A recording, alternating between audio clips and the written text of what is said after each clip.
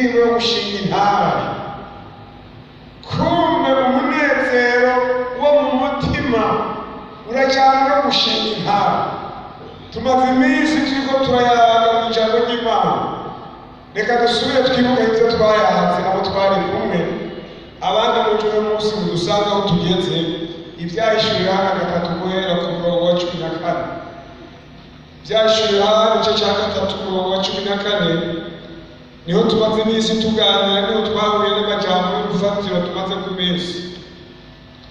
Wandikiye umumarayika w'ishengero ry'i Laodikiya utuwiyita Amen, icyabona cyo kwizigwa kandi cy'ukuri, inkomoko y'ibyaremwe n'Imana, aravuga ibi ngo ndazi ibikorwa byawe, yuko udakonje kandi ntubire, icyo mugakonja cyane ukabira. Nuko rero ukura akazuyazi udakonje ntubire, ngira ngo udawe, kuko uvuga uti ndi umukire ndatunze kandi ntacyo nkenye. Ntumenye yuko ari we mutindi wafutanye n'umworo uri mu ugenda amenya. Ndakugira inama ungure ku izahabu yakuwe ku inkamba n'umuriro, ubone ko umutunzi. Ungure ko n'impuzu zera, ubone ko wambara isoni z'ubwami bwawe ntizigaragare, kandi ungure ko n'umuti wo gusiga ku maso, ubone guhumuka. Imana idufashe, Imana idufashe. Ngomba bakiriyo amen. Imana idufashe. Iri shengero tumaze iminsi turivugana ko ry'i Laodikiya ni ishengero rimwe mu mashengero twasanze yo muri Aziya, amashengero Yohana yandikiye abwiwe na Yesu Kristo igihe yari mu kizinga cya Patmos. Iri ry'i Laodikiya rero niryo riherukira yandi yose uko ari indwi. Twarabivuganye ko turarabira hamwe icyara akarangamutima k'iryo shengero ry'i Laodikiya, ngo ryari ishengero ryafashwe n'ikintu cy'akazuyazi. Dusanga ni ishengero ngo ridakonje kandi ritabitse. Hari ijambo rivuga ngo ndazi ibikorwa byawe. Umwana w'umuntu yari akwiye kubaho iminsi yose azi yuko hari ukontorora, agasuzuma ibikorwa byiwe. Iri shengero ahamukwinjira muri aka kazuyazi, ingorane ya mbere ryagize, ryakora ibintu ritazi ko hari uri karabirawe. Kuko iyo umuntu ibyo yakora yarazi ko nyabisi n'icura rikaramuraba yotinye. Nubwo kandi akazuyazi ngira ngo kinjire, rimwe na rimwe umuntu abanza kubura ubwoba bwo gutinya Imana, agatangura gutwarwa nk'uko twabivuganye n'ibanga ryitwa kugendera mu kayomekere, byanditswe mu cyete cy'Abaheburayo igice cya 2. Reka tuharaba Abaheburayo igice cya 2, muzingure murabe mu Baheburayo igice cya 2, murabe ngene havuga ujya murongo wa mbere. Nico gituma dukwiye kurushiriza kwitwararika ibyo twumvise, kugira ngo nidutwarwa akayomekere tukabivako, kuko ijambo ryavugiwe mu kanwa ka marayika ryagumyeho, kandi ibicumuro byose no kutabyumvira bikagera ibigero bikwiranye. Tweho tuzokwikiza dute nitwajyanwa ku gakiza kangana gatyo kabanje kuvugwa n'umwami wacu gakomezwa kuri twebwe n'abakumvise? Kugira ngo umuntu yinjire ashike muri buno buzima bw'akazuyazi bwo kudakonja ntubire, umuntu abanza kugenda buke buke, akagenda buke buke, mugabo kandi ntamenye ko ariko aragenda, akanyerera ntamenye ko ariko aranyerera. Akazosanga rero yarageze ahantu twumvise hajya mu byahishuriwe hano hatubariye ngo ntukonje kandi ntubitse, ngo hanyuma rero ikibazo kuko wibarira ko uri umutunzi, ngo nawe ntumenye ko ari wowe mutindi wafutanye, uri impumyi ugenda mene. Akayomekere ni kabi, kakujyana mu buzima bw'akazuyazi, utuma utanamenya ibyakubayeho ibyo ari byo. Bisa n'umuntu yokwibwa ntamenye ko yibwe, bisa n'umuntu yotakaza ntamenye ko yatakaje.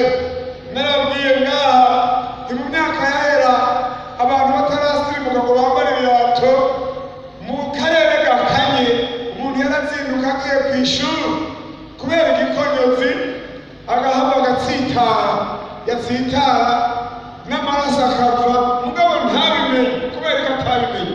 Imbeho yamaze gukongataza amano warashobora gutsitara ntubabare kubera ino ryamaze kwinjirwamo n'ubukanyi buteba bujyana umuntu mu kutamenya ko hari icyagoranye. Mu buryo bw'ibihembo rero nuko bigenda. Iyo umuntu ashitse muri ako kazu yazi arateba akaba mu buzima bwo kutamenya ibyamubaye ko ibyo ari byo, ntamenye ko yibwe, ntamenye ko yasahuwe, ntamenye ko ageze kure.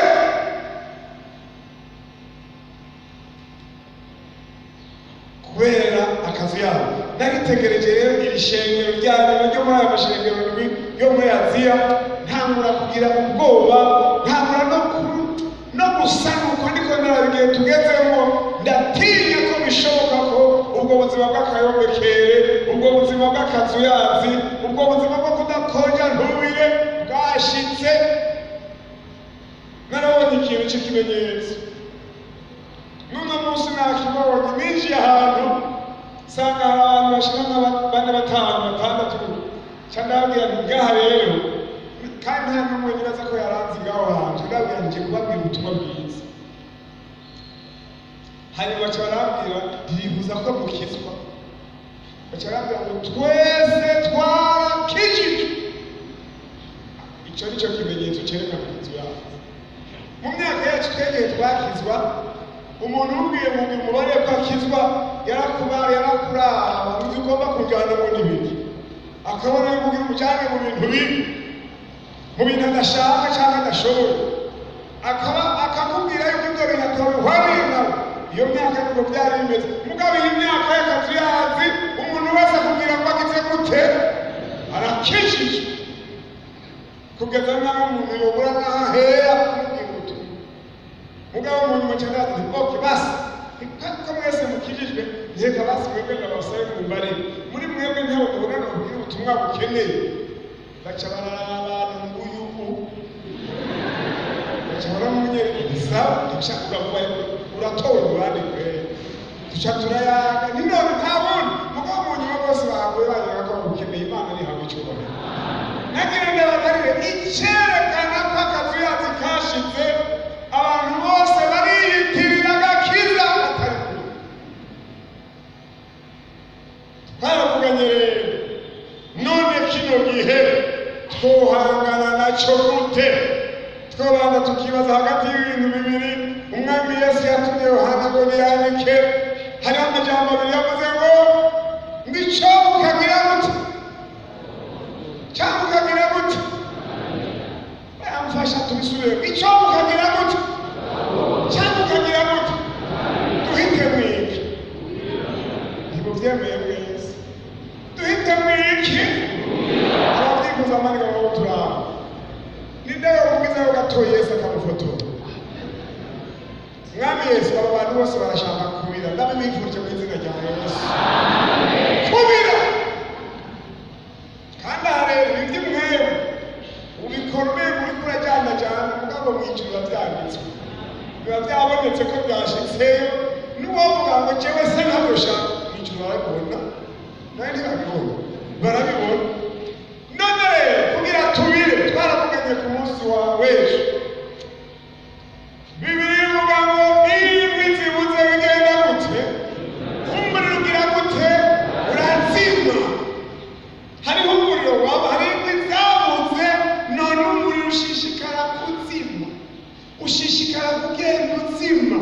Ariko kandi turabye imyaka tugezemo, mwibuke igihe kimwe umugabo yitwa Eliya yarazindutse, Imana yamutumye guhura na Ahabu, arashikayo bahurira mu itongo ryo kwa Naboti, agiye kurishikira.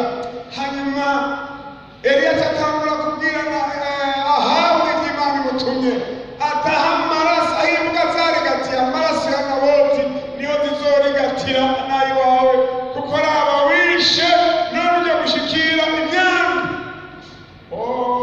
Ahabu acarazungazunga urandosa kabero w'amaso wacu, unatina kakurose nyine uko waracumuye. Nagira ndabaga iyi myaka nyene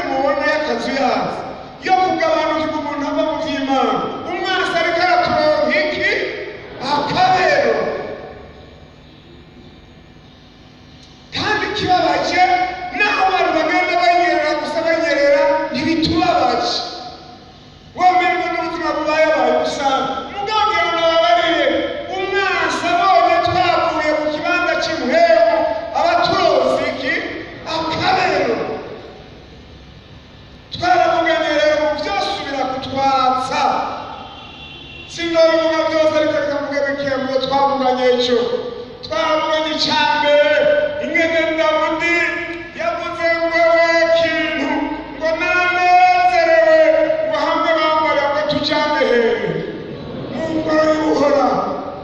Gukunda ingoro y'uhoraho n'ibitugumemo bizohinduka inkwi zo kuzigamura. Gukunda hajya no kuguhagurutse kaza mu ngoro y'Imana buhoro buhoro, ijuru riba riko rirakura n'umutekano wawe w'ibarabara ucunge ko ntubugiye mu bitagira ikimaze ubugiye mu byiza by'Imana. Ndakwifurije kubona uburuhuko mu izina rya Yesu. Twarabuganye ku witwa Ana ingene ngo yapfaka yamaranye imyaka 7 n'umugabo gusa ngo aca afata imigambi y'uko ubupfakazi bwiwe mu kurindira ukuvuka kwa Yesu azobuhereza mu rusengero ngo yisozesha ku murango no mw'ijoro yikundira kwibera mu rusengero kugeza imyaka 82 irahera. Yiheze umusaza bwari bumushikiriye, hanyuma rero Imana ikirashize isezerano ngo agenda ajyanywe na mpwemu mu rusengero. Imana iramubwira ngo Ana ntiwaruhiye gusa, Ana ibyo wakoze no kwigora no kwitanga nabibonye, nanjye ndirandaguhe kado nk'uyu wawe undi Kristo Yesu Mesiya wazocungura isi n'Abisirayeli. Ndamukweretse n'ubu Simeyoni nawe yaciyevuga ngo kumunyeretse usezeye umusabyi wawe amahoro. Ntibijyana kugumana uyu mwete wo kuguma mu by'Imana mu rusengero ukahakunda, usenga ukabishishikara, kwisonzesha ukabishishikara, ntibizijyana bizokwatsa umuriro muri wowe Kristo adasanga mu rucanga. Ndabikwifurije mu izina rya Yesu. Reka uno munsi twongere ku bibiri Yesaya ibyo tuziganira umuriro. Igitabo cya Yesaya 44, Yesaya 44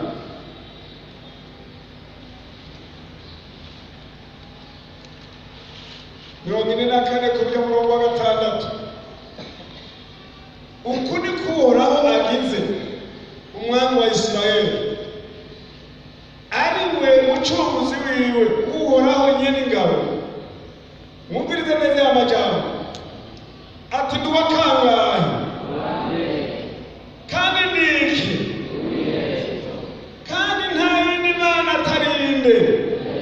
atari jewe, niko yivuze. Ninde ahwanye nanje nabiserure abitangaze abishire ngaho imbere yaje.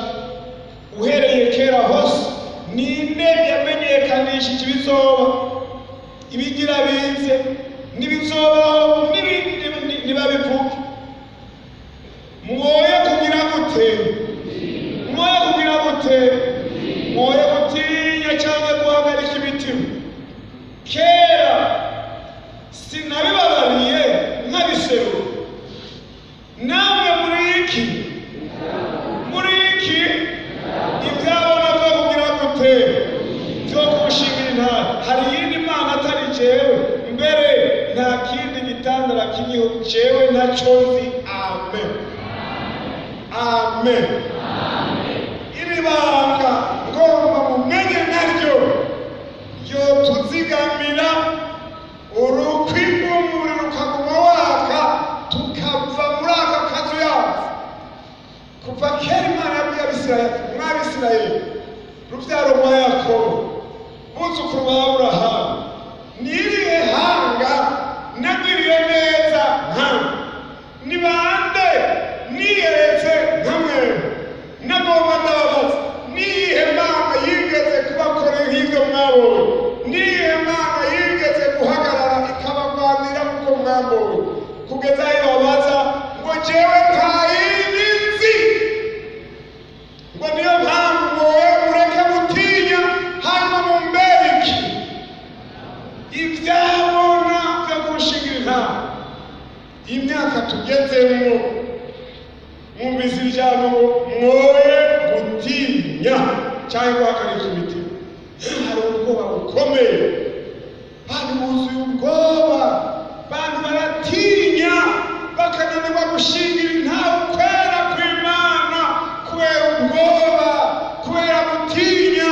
Umuntu akagendana gutinya ubundi, cyangwa umuntu agatinya igihe, umuntu agatinya ibisigo, bigatuma umuntu ajugumira, bikamunanira guhagarara ukuri no gushingira intahe Imana.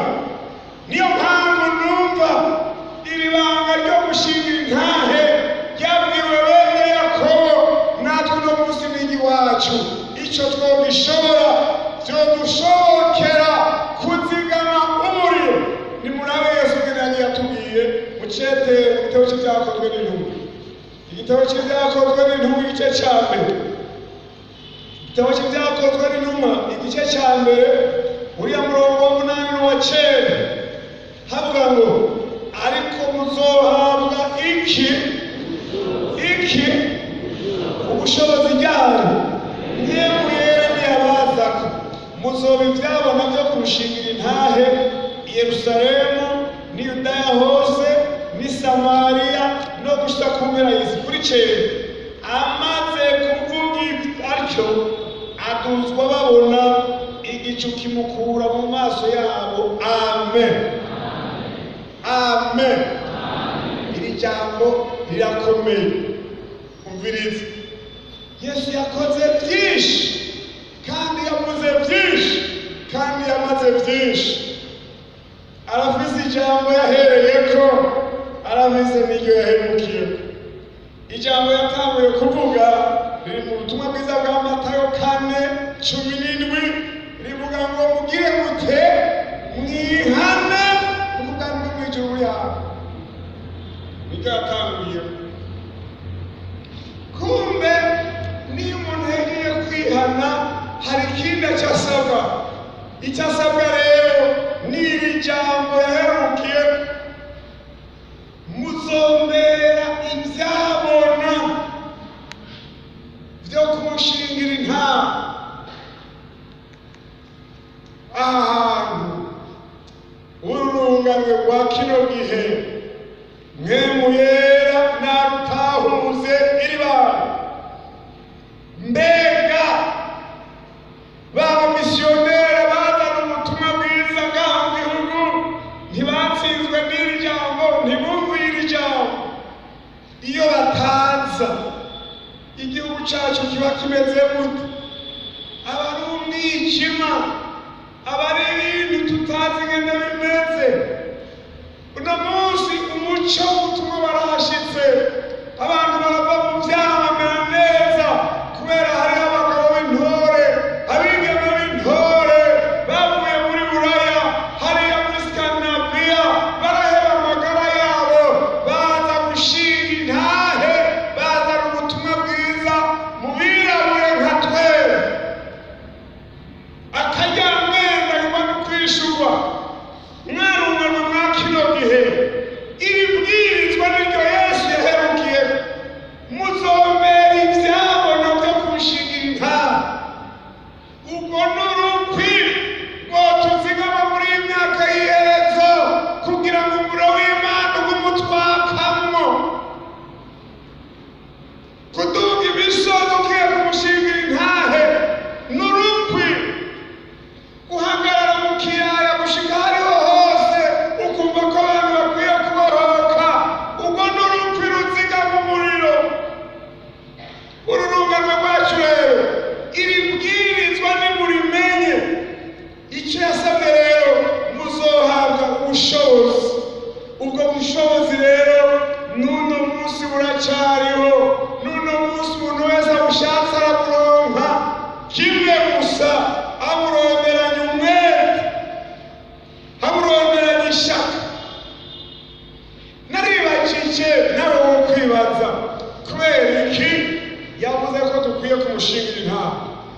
Mw'isezerano rya kera mwumvise ngene Imana yababariye ati nta kindi gitandara, nta wundi mukiza, nta wundi mucunguzi, nta yindi Mana yigeze kubaho kugeza navuga ngo je ntayo nzi. Yesu nawe amaze kuzuka yaratangaje itangazo rikomeye, aravuga ngo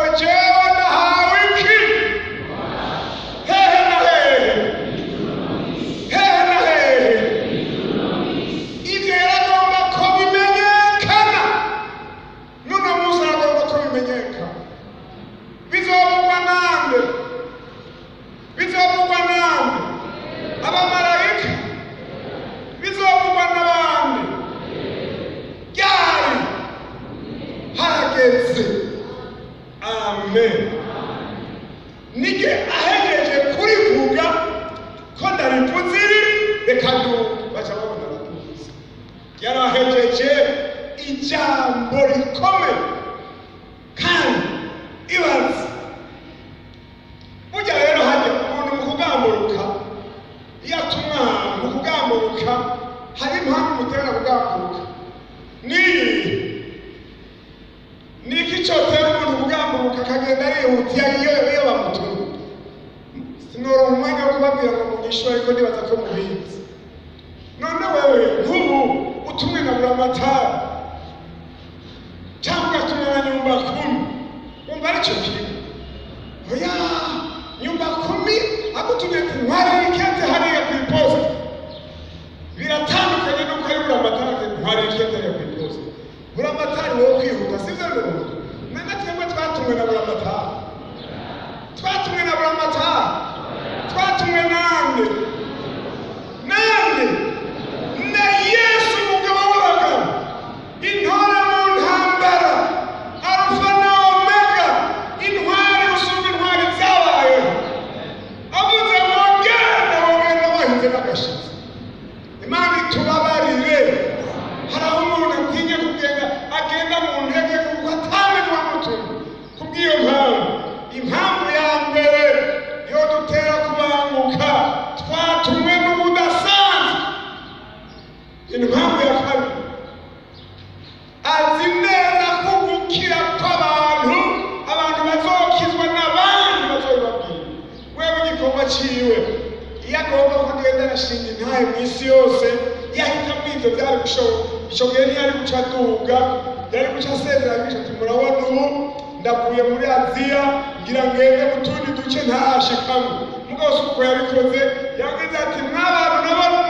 mwambowe mw'abantu natabaye mw'abantu nahumuye amaso mw'abantu nagiriye neza singiye gushishikara kubivuga namwe nimugende mukore amen genda mukore Yesaya yaranditse ngo azogabanganywa umugabane n'abahamba abo bahambaye rero nabo yasize mu gikorwa nabo yasize mu bwami bariko baramukomeza kumbure rero wari kubigendamo mu ntegeke utazi kurindiriwe n'amabanga akomeye yo kumushingira intare nawe akazokugerera hamwe ugende mpema gushoboze mu izina rya Yesu murumva rero iyindi mpamvu igira gatatu ni nyinshi mwango tugarukirize kuri imwe gusa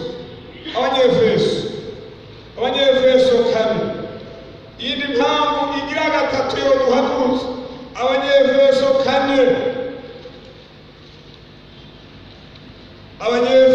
kane uriya murongo wa 26 oya gatanu Abanyefeso gatanu ku murongo wa 26 bere ku murongo wa 25 hari hagati havuga ngo nk'uko Kristo nawe yakunze iki ishengero akaryigura 26 ngo aryeze aryogesheje amazi n'ijambo ngo agishira ishengero rifise ubwiza ridabiza amarabaga cyangwa injerejere cyangwa ikintu cyose gisa gityo ariko ngo ribe ryera ridabiza agasembwa amen kubera ko ishengero rizoja mu ijuru bikwiye kuba ishengero ryera dufise igikorwa gikomeye cyo kumushingira intare ngo abanyabyaha bihane n'ababyinjiyemo nabi babyinjiremo neza utabikoze naho iminsi yawe izoguherana witegure kuzoseruka imbere ya ntebe ugende ufise urubanza rukomeye ko wanyegeje inkuru nziza ko wanyegeje itaranto yari ikwiye kuja mu rudandazwa rwo gukiza imitima y'abantu iyo mpamvu rero igira gatatu ni impamvu yo kujya kumuvuga ngo abantu bave mu vyaha abantu bahinduke abantu bezwe ivyo rero hamwe twobikora izo nzohinduka inkwi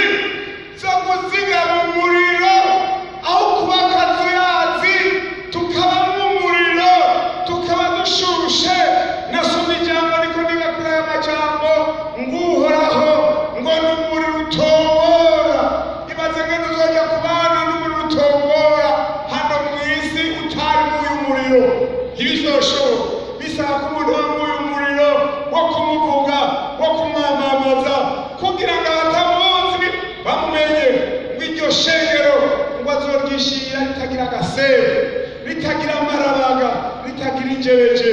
Iyo umuntu agiye muri ako gasebe muri ako kazu yazi rero ubusebwa bumwisukako, injereje zimwisukako, amarabaga mwisukako. Iyo bimaze kwisukako rero niwoja gukiza abandi nawe utarakira. Uyu mugoroba rero nagomba umuntu wese muri runo rugendo yumva hari ibishanga bimaze kumwisukako, yumva hari amarabaga ariko bimaze kumwisukako, agasembwe n'injerekere agenda n'igihe kirekire. Hariho n'umunsi ushobora gusumba iyindi, reka uyu munsi ukurutira iyindi uvuga uti mwami iminsi ngende muri akazu yazi irahagije, iminsi nabaye mu kayobekere irahagije, iminsi nanyura mw'ice n'ibyo ugomba irahagije. Banza umpindure hanyuma uce ntuma uce umera nka Yesaya. Yesaya ngo yarigeze guhura n'abami harimo n'Ubuziya, baramusubiza inyuma Imana yaramutumye, ariko Imana ntiyamuhevye, yatumye kuburaho Uziya arapfa. Apfuye ikiragana kumurondera, igarutse kumurondera isanga yamaze kwemera guhugu, isanga yarahuye n'ingorane. Mugabo Yesaya yamaze kwemera gusa ikigongo Imana, ubwo nyene ngo kiramuhagira, ikimuhagiza umuriro, iki cisha umuriro ku munwa. Hanyuma kuhagwa n'umuriro, Imana irabaza ngo Yesaya, Imana irabaza ngo turatumane ninde yotugirira? Yesaya ati bihano ko wamaze kunyuhagira numa, ninde yovuga ati naje nyuhagira hanyuma ndaguhaye kazi mu izina rya Yesu. Umuntu agira ati mwami subiza mu maraso yawe, unyuhagiza amaraso, unyuhagiza amazi yawe, hanyuma ucishe kw'iryo kara wongere intume, ndaguhaye kazi uzura abantu mu izina rya Yesu. Banguze tugusengera Imana, turaguhaye kaze kandi turanyaruka nk'ushaka gukiza ubugingo. Imyaka ni mibi, erega irijwi rikwiye gusanga huririka kubatura, turiruka usubira wezwe guhagirwe hanyuma umere nka Yesaya.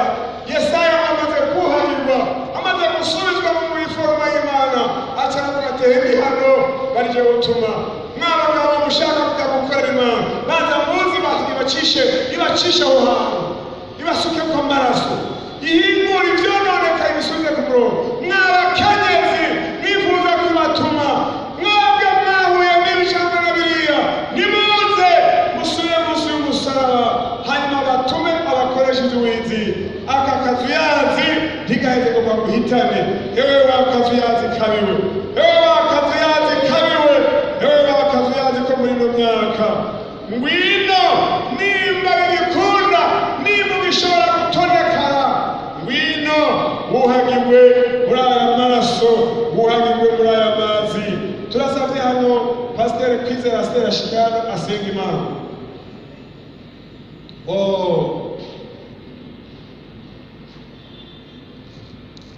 Datimana yera igororotse, umuvyeyi wacu mwiza dukunda, kandi mwami hari ico tugombako kugira ngo tubyuke, kugira ngo mwami umuriro wa muhemu yera wongere uducanire. Kandi umuntu amaze gucanirwa n'uwo muriro, iby'ibyakatsi by'intege nke, iby'ubunyongera, ibyanduza n'ibihumanye bimaze gukurwaho, aca kubera igikoresho cyiza gihimbaranye n'icyo kandi kigira ikimazi. Ngaba mwami barapfukamye imbere yawe, abahungu bawe n'abakobwa bawe. Mwami turagushimiye ko wabazanye mu ngoro yawe, twumvise yuko mwami gishobora gufasha umuntu kuziga mu muriro, kuza mu ngoro yawe, kubikunda, kubyemera no kubikora. Umuntu akaza mu ngoro y'Imana kumva ijambo ry'Imana. Mwami wagize neza kutumirira kuza mu ngoro yawe. Mwami none baramaze kubona mu bugingo bwabo ibyatumye mwami gukonyera bibaho, ibyatumye ubunyongera bubaho, ibyatumye mwami